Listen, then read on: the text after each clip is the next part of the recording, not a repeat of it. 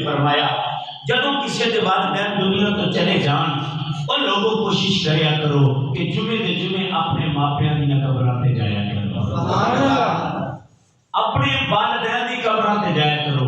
اینو حضور علیہ الصلوۃ والسلام نے ابو داؤد شریف دے اندر بھی اس روایت نو ارشاد فرمایا اور ابو داؤد شریف دے اندر اس کو پورا باب ادھر رکھا گیا۔ نبی پاک صلی اللہ علیہ وسلم نے فرمایا من زار قبر ابویہ، جدوں کسی دے والدین دنیا تو چلے جاندے نے تے کی کریا کرو، من زار قبر، انہاں دیاں قبراں نو جا کے تکیا کرو، حسن زان نال تکیا کرو، محبت دی اکھ نال تکیا کرو۔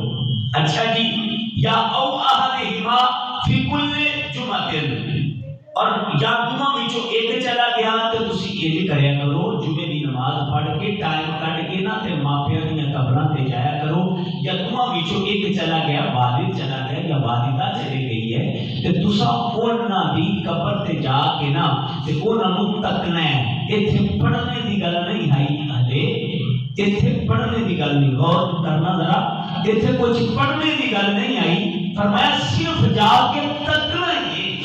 بیان کنہاں نو ہو رہا ہے؟ نبی پاک صلی اللہ علیہ وسلم اپنے صحابے اکرام نو بیان فرما رہے نے، فرما رہے نے من زارا قبر ابویہ، فرمایا جڑا جنہاں دے ماپے دنیا تو چلے جاندے نے وہ انج کریا کرو کہ اپنے والدین دیاں قبراں نو جا کے تکیا کرو، یا او احدہما فی کل جمعۃ، کسی بھی جمعے دے جمعے چلا جایا کرو۔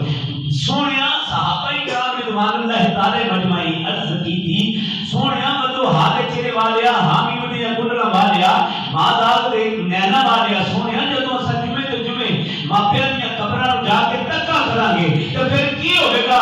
فرمایا ہوئے گا اے تواڈے تکن دے نال اللہ قبر وچ اگر وہ عذاب وچ ہون گے انہاں دے اُتوں عذاب اٹھا دیا جائے گا، اگر جنت وچ ہون گے جنت وچ درجہ بلند کر دیتا جائے گا، اگر دوزخ وچ ہون گے عذاب کی کمی آ جائے گی۔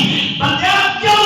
فرمایا تیرے ایک اور تکن دے نال اگر مرن والے نو اینا اجر پہنچدا ہے جڑا جنت وچ ہوئے گا، وہ آکھے گا مولا میری اولاد، میرے پتر، میرے بھرا نے، میرے باپ نے، میرے چاچے تائے یا مامے کسے ایک فرد نے میری قبر تے آ کے محبت دی اکھ نال تکیا ہے،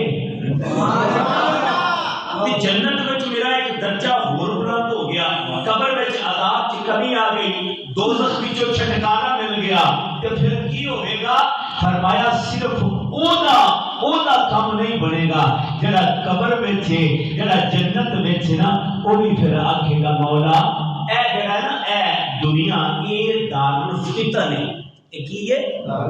دارالفتن، تے قبر جڑی ہے وہ عالم برزخ ہے، وہ عالم محشر ہوئے گا، پھر عالم جنت ہے، پھر عالم دوزخ ہے۔